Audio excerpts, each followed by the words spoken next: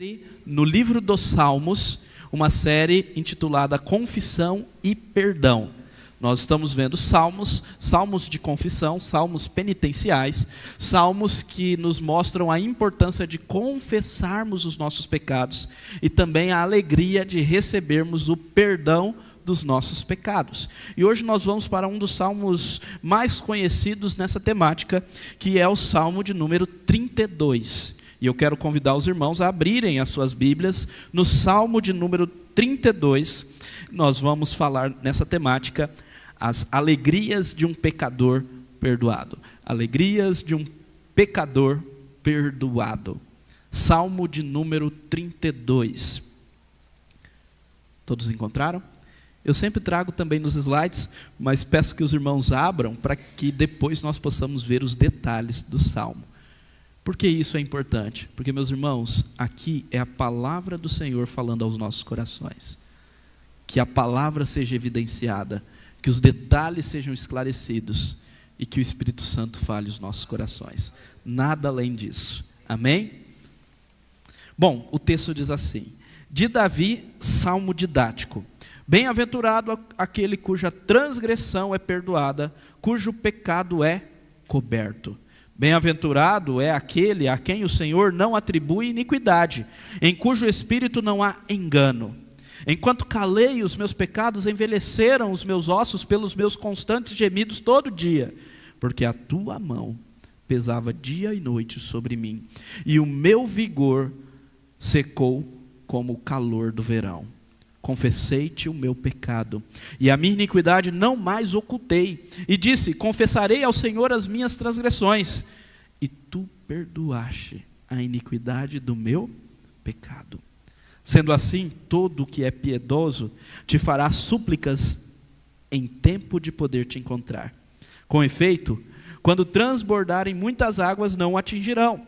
Tu és o meu esconderijo. Tu me preservas da tribulação e me cercas de alegres cantos de livramento. Aleluia. Eu o instruirei e lhe ensinarei o caminho que você deve seguir, e sob as minhas vistas lhe darei conselho. Não sejam como o cavalo ou a mula, que não têm entendimento, que são dominados com freios e cabrestos. Do contrário, não obedecem a você. Muitos são os sofrimentos do ímpio. Mas o que confia no Senhor, a misericórdia o cercará. Alegrem-se no Senhor e regozijem-se, ó justos, exultem, todos vocês que são retos de coração. Vamos orar mais uma vez? Pai, obrigado, ó Deus, obrigado por este salmo, obrigado por essa palavra maravilhosa. Muito obrigado, Senhor, pelo perdão. Nos ajude a entender esse salmo e aplicá-lo. Em nome de Jesus. Amém. Uma das piores coisas que nós podemos ter, um dos piores sentimentos que nós podemos ter, é o sentimento de culpa. O sentimento de culpa é algo destrutivo. O sentimento de culpa traz doenças, traz gastrite nervosa, traz depressão, traz até câncer.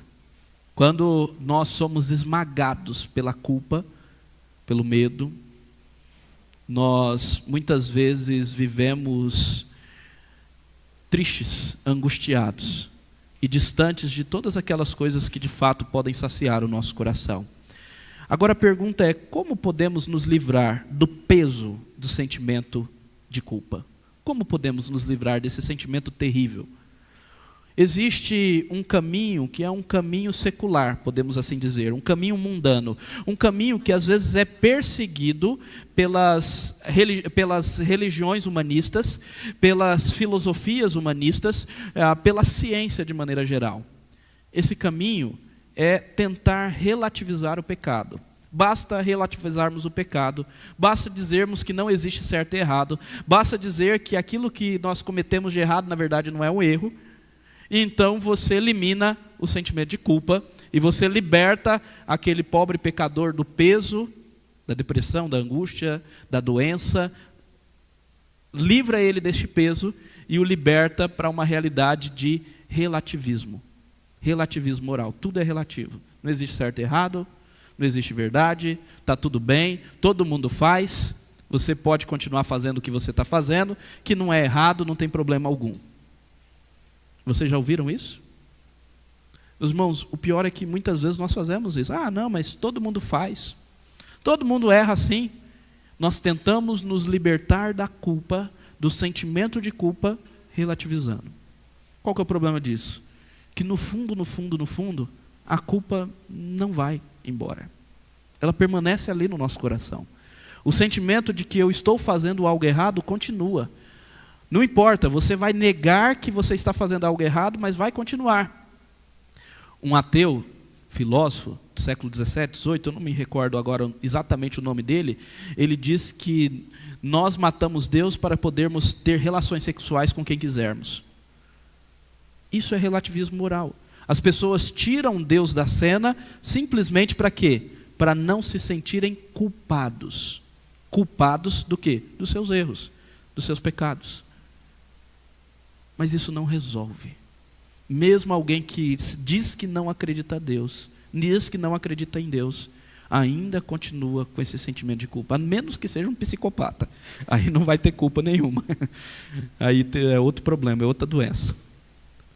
Vocês estão entendendo? Não resolve. Existe então outro caminho para sermos libertos da culpa, dos nossos pecados, dos nossos erros? A Bíblia nos ensina um caminho. A Bíblia nos ensina um caminho para lidarmos com a culpa. A Bíblia fala de capa a capa sobre culpa. A culpa dos nossos pecados e como nós podemos ter redenção da culpa. E por isso que nós falamos que o problema fundamental do homem não é social, é espiritual. É o problema da culpa, do pecado. E a Bíblia nos mostra de capa a capa como nós podemos conseguir perdão. O caminho da Bíblia para a libertação do sentimento da culpa é perdão. Mas não é qualquer perdão, é o perdão de Deus, é o perdão divino. Este caminho passa pela confissão dos pecados. Por isso essa série, confissão e perdão. E pela fé ou confiança no perdão que Cristo nos deu. E esse salmo nos mostra o quão é feliz aquele que recebe esse perdão. Vamos entender um pouquinho mais desse Salmo 32? O Salmo 32 é um dos salmos penitenciais, eu já expliquei aos irmãos, que são salmos de confissão.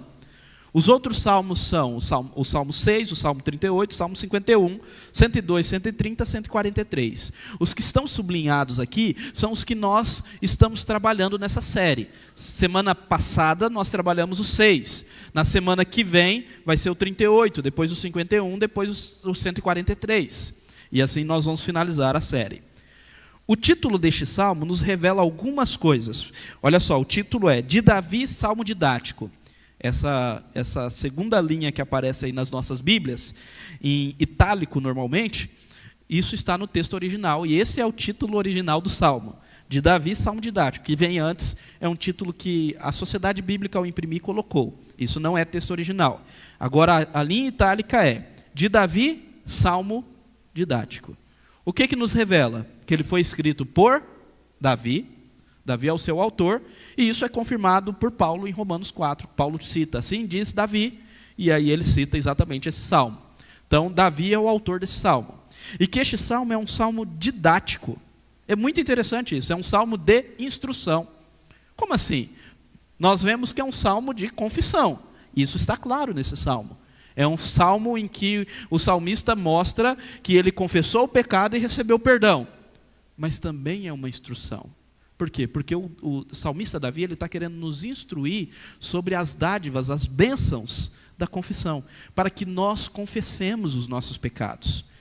Então, logicamente, Davi instrui os pecadores sobre a bênção maravilhosa de receber o perdão após sincera confissão de pecados.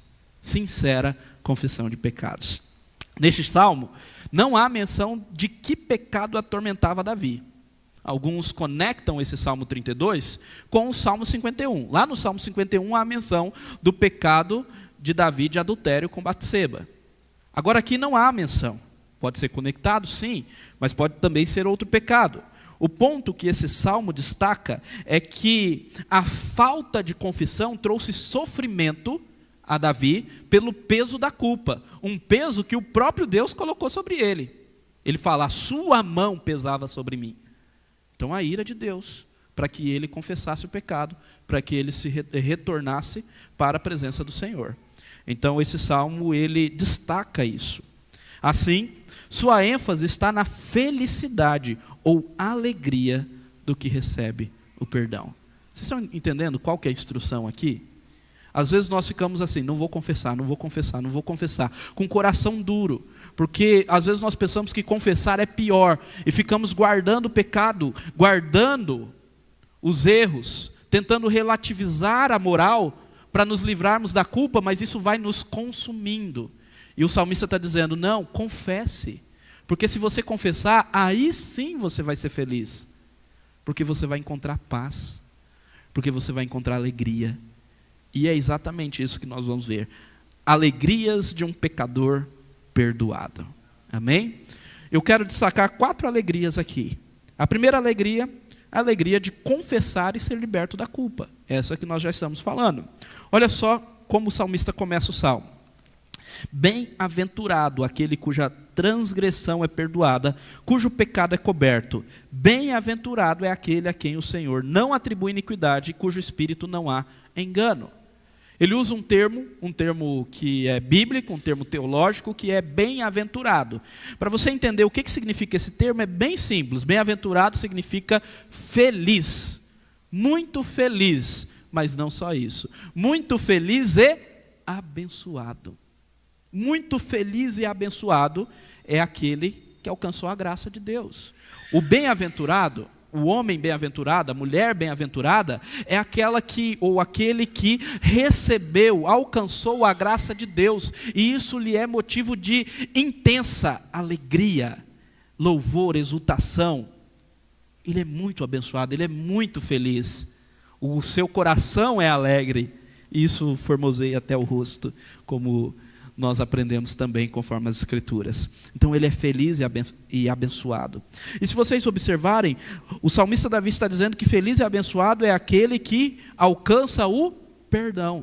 Ele usa aqui 3 termos para o pecado. Ele fala de transgressão.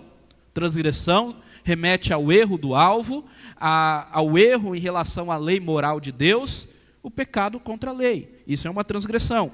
Então olha, bem-aventurado cuja transgressão é perdoada, cujo pecado, segundo o termo que ele usa em relação ao pecado, é o próprio pecado, que é o erro em relação à glória de Deus, o insulto à glória de Deus, cujo pecado é coberto. Eu sempre gosto de explicar isso. Por que coberto? Coberto, algumas versões vai trazer apagado, mas coberto é significativo aqui. Por quê? Porque o judeu, no Antigo Testamento, ele oferecia sacrifícios.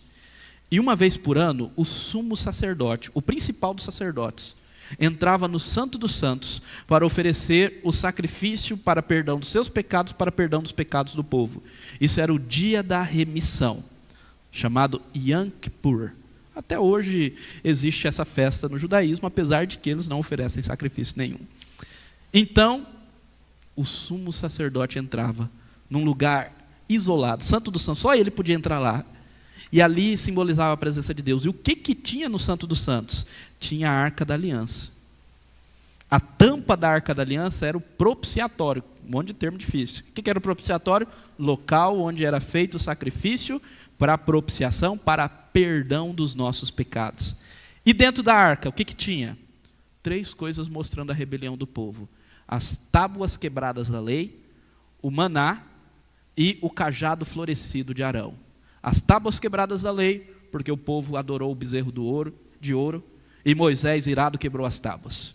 O cajado florescido de Arão, porque o povo questionou a liderança de Moisés e de Arão, e Deus então fez florescer o cajado para mostrar que eles eram realmente os líderes. E o maná, porque o povo murmurou, achando que Deus iria deixar o povo morrer no deserto.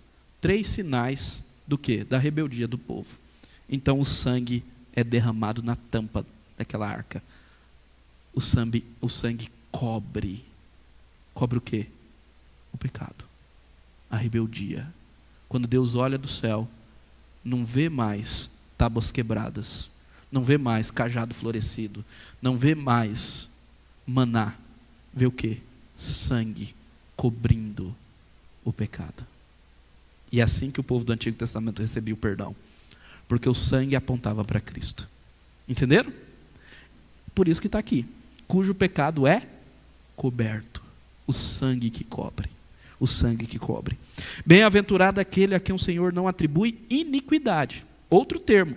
Iniquidade já aponta para toda a corrupção, imoralidade do ser humano, para toda a sociedade corrupta e imoral, que é contra Deus, está em rebeldia contra Deus, e nós já nascemos nessa rebeldia. Mas bem-aventurado aquele que o Senhor perdoa e tira disso e não atribui iniquidade, e cujo espírito não há engano. O que o texto está dizendo? O texto está dizendo que a confissão, quando fala que o espírito não há engano, que a confissão ela não deve ser enganosa. Nós precisamos confessar de coração sincero a Deus. Então aquele que recebe o perdão é aquele que o seu espírito não está querendo enganar, não está confessando por enganar, mas de maneira sincera se volta ao Senhor. Nós vamos entender isso quando vermos o versículo 5. Agora, o salmista muda e ele fala: enquanto calei os meus pecados, envelheceram os meus ossos pelos meus constantes gemidos todo dia, porque a tua mão pesava dia e noite sobre mim. Então, sem confissão há o quê? Infelicidade. Olha o contraste: bem-aventurado é o que recebe perdão, mas o que cala os seus pecados, o que não confessa os seus pecados, o que acontece? Seus ossos envelhecem. A mão do Senhor pesa sobre ele. Ele sente o peso da culpa esmagadora e do juízo divino. Ele diz que o vigor dele secou, como o calor do verão. Secou. Não tinha mais vigor algum. Só calor, só dor, só tristeza, só angústia, só doença. E então ele entende que precisa se voltar ao Senhor. E ele diz, versículo 5: confessei-te o meu pecado, e a minha iniquidade não mais ocultei. Não vou ocultar, vou confessar a quem é Deus. Eu disse: confessarei ao Senhor as minhas transgressões. E olha que coisa maravilhosa: e tu perdoaste a iniquidade do meu pecado. Irmãos, se nós confessarmos, Deus perdoa.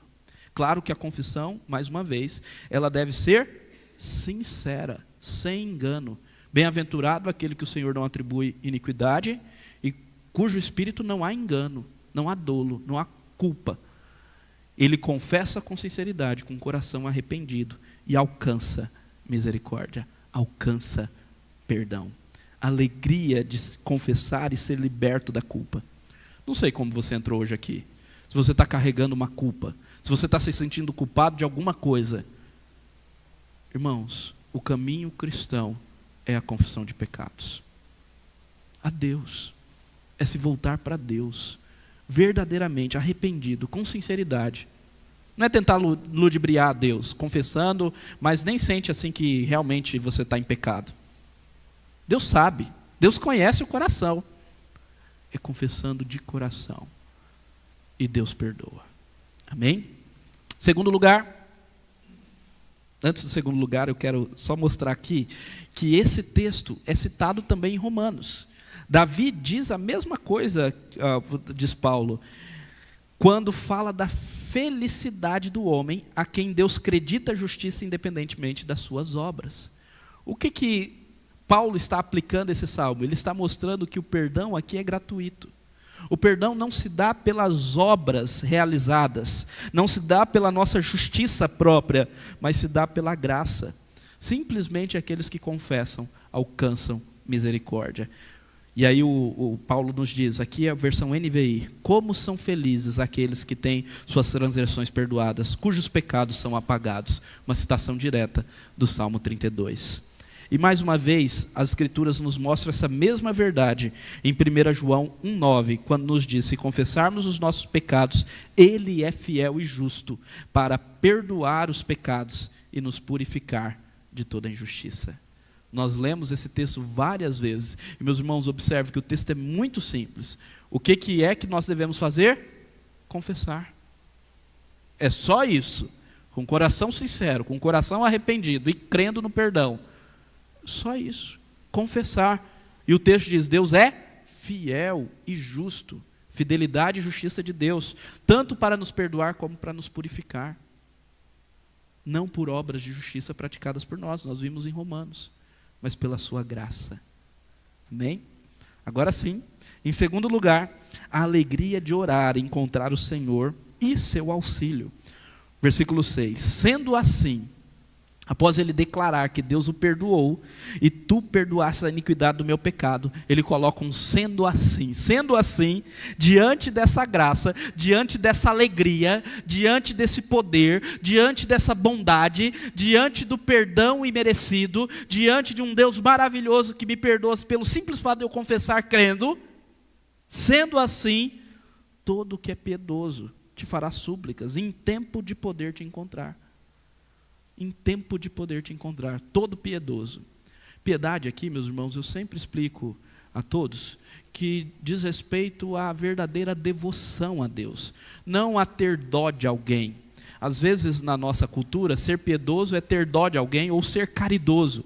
Isso também, ser caridoso, envolve aí no conceito de piedade, porque se você é piedoso, você vai amar o próximo, você vai ajudar o outro. Mas piedade aqui é muito mais profundo. É você ter um coração devotado ao Senhor, que anseia o Senhor, que deseja a sua presença, que busca Ele através da oração, da leitura da palavra, do culto. Isso é ser piedoso. E Ele está dizendo, todo aquele que anseia pelo Senhor, que é piedoso, que deseja o Senhor, vai fazer súplica. Súplica é o clamor, é a oração voltada para o auxílio do Senhor, para que o Senhor nos ajude, o que nós fizemos agora. Senhor, nos ajude em relação ao terreno. Senhor, nos ajude em relação àqueles irmãos que estão enfermos. Isso são súplicas. E nós precisamos nos voltar ao Senhor. O que é extraordinário é que o texto diz, em tempo de poder te encontrar. Esse é o tempo de encontrarmos o Senhor. Lá no Salmo 145, 18 é dito, perto está o Senhor de todos os que invocam, de todos que o invocam em verdade. Perto está o Senhor. Mais uma vez, sinceridade, verdade. Nós precisamos invocar o Senhor. Você tem invocado ao Senhor? Talvez nós não estamos tendo aquilo que nós estamos pedindo ao Senhor, ou que nós estamos desejando ter, porque nós não estamos invocando o Senhor. Porque nós não estamos consagrando o nosso coração ao Senhor. Nós podemos invocá-lo, Ele está perto. Invocar para ser o nosso auxílio. Nós vamos ver isso na continuidade aqui dos versículos. Olha o outro texto maravilhoso, Isaías 55, 6. Busquem ao Senhor, enquanto Ele pode ser encontrado. Invoquem-no, enquanto está perto. O Senhor está perto. E nós podemos invocá-lo em qualquer lugar. No nosso quarto, no nosso trabalho, no trânsito, qualquer lugar, invoque o Senhor, busque o Senhor.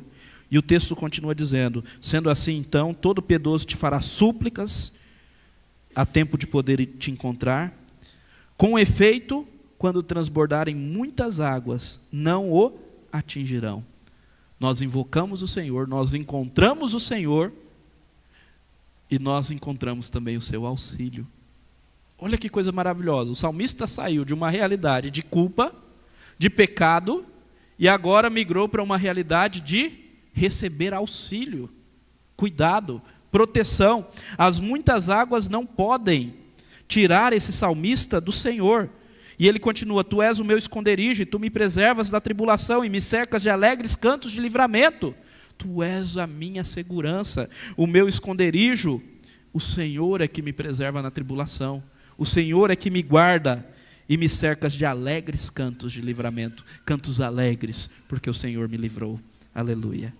Amém? Essa é a segunda alegria. A terceira alegria é a alegria de confiar e ser ensinado pelo Senhor. Versículos 8 a 10. O texto diz, eu o instruirei e lhe ensinarei o caminho que você deve seguir. E sobre as minhas vistas lhe darei conselho. O que o salmista está dizendo aqui? Ou o salmista está se comprometendo a ensinar o caminho do Senhor aos transgressores, como ele faz no Salmo 51, 13, e muitas pessoas partem desse entendimento, ou o salmista está falando na voz do Senhor, e agora ele está escrevendo o salmo, está cantando o salmo, mas é o próprio Senhor que está falando. Olha, eu vou ensiná-lo, e eu parto por esse caminho. Eu entendo que agora é o Senhor que está falando ao salmista. Depois de ele receber o perdão dos seus pecados através da confissão, depois de ele receber o auxílio do Senhor, encontrar o Senhor através da oração, agora ele recebe a instrução do Senhor através da confiança. E o próprio Deus se compromete a ensinar os caminhos de justiça para o salmista, e para todos nós ele já fez isso através de Cristo. E olha só, Salmo 25, 8 e 12 fala a mesma coisa. Diz o texto: bom e reto é o Senhor, por isso aponta o caminho aos pecadores. É o Senhor que aponta o caminho aos pecadores.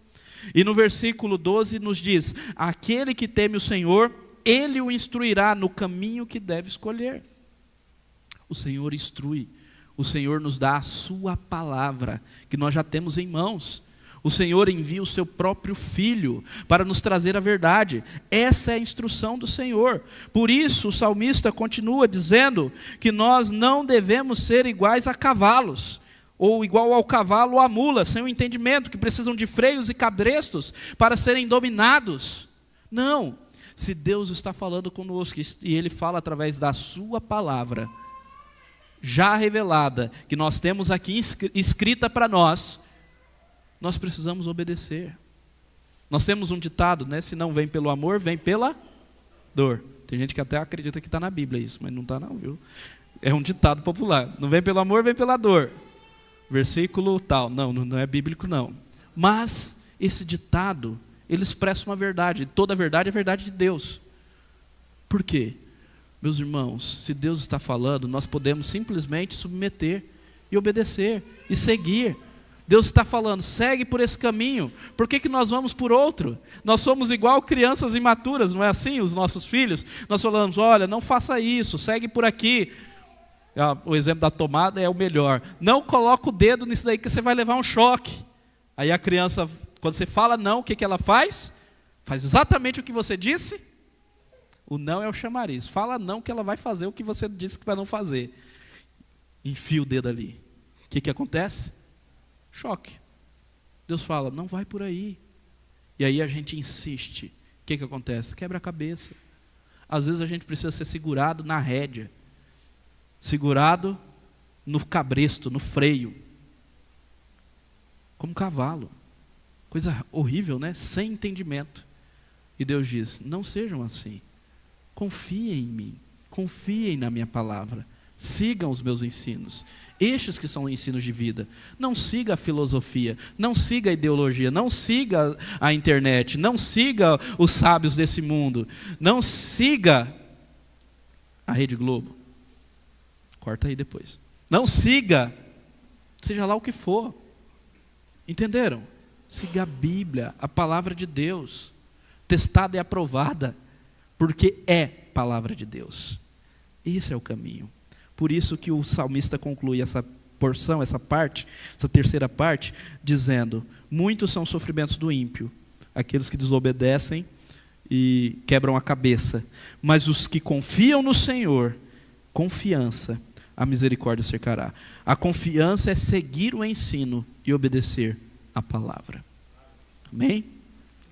Em quarto e último lugar, meus irmãos, alegria de adorar com o coração transformado. Olha como o salmo termina, versículo 11. Alegrem-se no Senhor e regozijem, ó justos, exultem, todos vocês que são retos de coração.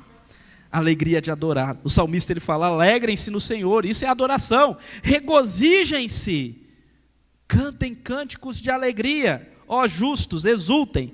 Exultar, algumas versões da NVI colocam, cantem cânticos de alegria. Exultem, todos vocês que são retos de coração. Nós vemos aqui a adoração que é prestada por um coração alegre. Você é alegre? Ontem na reunião dos jovens nós falamos sobre isso. Nós vemos muitos cristãos que são moribundos, tristes, cheios de rancor, corações fechados. Meus irmãos, nós recebemos a dádiva do perdão. Nós somos muito felizes e abençoados. Isso formoseia o seu rosto? Isso alegra o seu coração? Ou você está envelhecendo rancoroso? Alegria. Temos que ser alegre. A reunião dos santos é uma assembleia de louvor alegre. Nós precisamos nos alegrar. Um coração alegre que se regozija e canta com alegria. O exultem aqui, às vezes é traduzido assim, cantos de alegria, assim como o versículo 7 diz que Deus nos cerca de alegres cantos de livramento. Alegres cantos, a música demonstra a nossa alegria. Cante com alegria. E um coração também reto, ele é transformado e ele se afasta do pecado e busca ser santo. O versículo 11 diz: alegrem-se no Senhor e regozijem-se, ó justos, aqueles que foram feitos justos através de Cristo.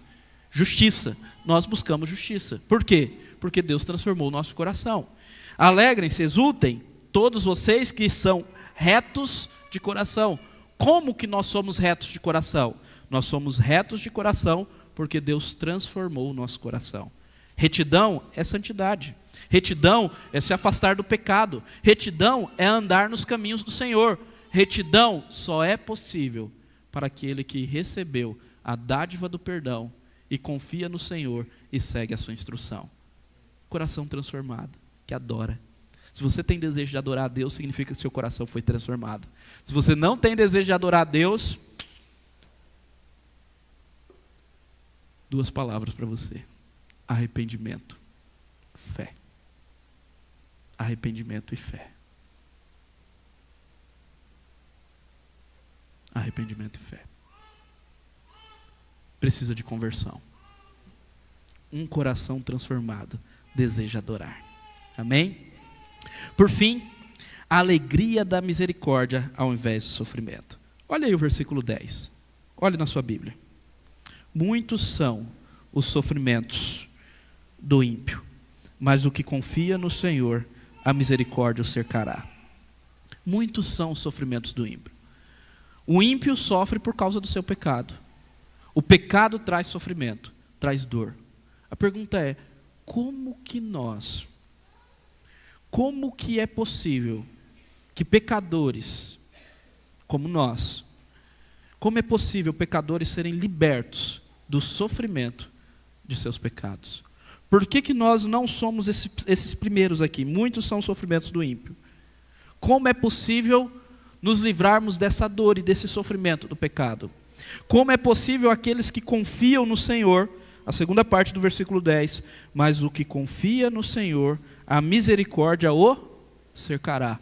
Como é possível aquele que confia no Senhor, ou aqueles que confiam no Senhor, mesmo sendo pecadores, alcançarem misericórdia e não dor e não sofrimento? Como isso é possível? Existe um detalhe muito legal nesse salmo. A expressão aqui, dor, é a mesma expressão que aparece nesse texto aqui que nós já lemos. O texto diz: era desprezado e o mais rejeitado entre homens. Homem de... Muitos são os sofrimentos, as dores dos ímpios. Mas os que confiam no Senhor não passam por essas dores. Por quê? Homem de dores, que sabe o que é padecer. E como um de quem os homens escondem o rosto, era desprezado, e dele não fizemos caso. Certamente ele tomou sobre si as nossas enfermidades e as nossas dores. Muitos são o sofrimento dos pecadores, as dores. Mas nós não temos essas dores. A mão de Deus não pesa sobre nós. A culpa foi expiada. Por quê? O que aconteceu? Como isso é possível? Ele tomou sobre si as nossas dores. Nós nos considerávamos aflito, ferido de Deus e oprimido. Entenderam, meus irmãos? Muitos são os sofrimentos dos ímpios, mas o que confia no Senhor, Cristo sofreu no seu lugar.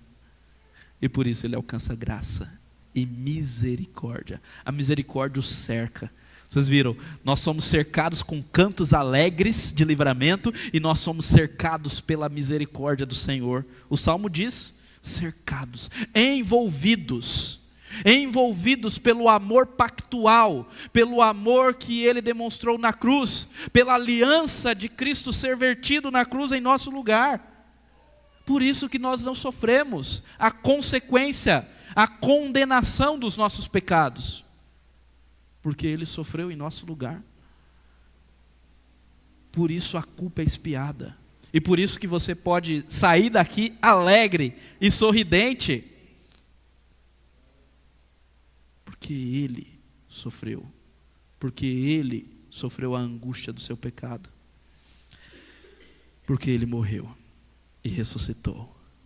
Por isso, meu querido irmão, minha querida irmã, confesse o seu pecado. Essa é a exortação, essa é a instrução do salmista. Confessei-te o meu pecado, e a minha iniquidade não mais ocultei. Eu disse, confessarei ao Senhor as minhas transgressões, e tu perdoastes a iniquidade do meu pecado. Confesse o seu pecado com sincero arrependimento e fé no perdão. Fé no perdão, Ele perdoa. Creia nisso. Ele é fiel e justo para perdoar e purificar. Creia nisso. Se liberte de toda a culpa. Em nome de Jesus. Busque o Senhor enquanto Ele pode ser encontrado. Ore, suplique, derrame seu coração, clame, faça do seu quarto santo dos santos um quarto de guerra. Assista esse filme depois, Quarto de Guerra. É um filme sensacional para nos mostrar a importância e o valor da oração. Ore, clame, busque ao Senhor. Ele pode ser encontrado, e Ele está perto, meus irmãos, daqueles que invocam o seu nome. Ele é o nosso auxílio, o nosso socorro, o nosso ajudador, um Deus presente, um Deus providente. Ele nos sustenta, Ele cuida de nós, Ele nos ama. Confia nisso. Ore. Nada é tão grande que Deus não possa nos ajudar. Deus é poderoso. Confie na instrução do Senhor, obedeça a sua palavra. Meus irmãos, quem é mais sábio? Deus ou nós? Se Deus, e de fato é Deus, por que nós insistimos tanto em não obedecer a sua palavra? Porque às vezes nós somos igual aos nossos filhos, crianças, que Deus fala, não toque na tomada, e nós vamos lá e colocamos o dedão na tomada. Obedeçamos a palavra, sigamos a instrução, o conselho do Senhor. Em nome de Jesus, adore com alegria. Como que está a sua alegria? Uma das consequências do sentimento de culpa é o esvaziamento da alegria. Como que está a sua alegria? Você é alegre? Você demonstra alegria no seu dia a dia? Você louva a Deus? Os cânticos alegres de livramento entram no seu coração e você exala isso, o bom perfume de Cristo. O Evangelho faz diferença na maneira que você trata as pessoas, que você anda no trânsito, que você trata o seu cônjuge. Adore a Deus com alegria. Louve-o de coração pela salvação em Jesus. Meus irmãos, só existe uma maneira de nós não sofrermos a consequência, a condenação dos nossos pecados: em Cristo, porque Ele sofreu em nosso lugar. Deus condenou o seu Filho, Deus cobrou a culpa que nós tínhamos ante Ele ao seu Filho, para que nós pudéssemos ter vida, para que nós pudéssemos ser felizes. Deus está preocupado com a sua felicidade, mas não entretenimento, não ir na Disney aqui da pecuária. Não, Deus está preocupado com a sua verdadeira felicidade, ser satisfeito nele. Em nome de Jesus, curva sua cabeça e ore.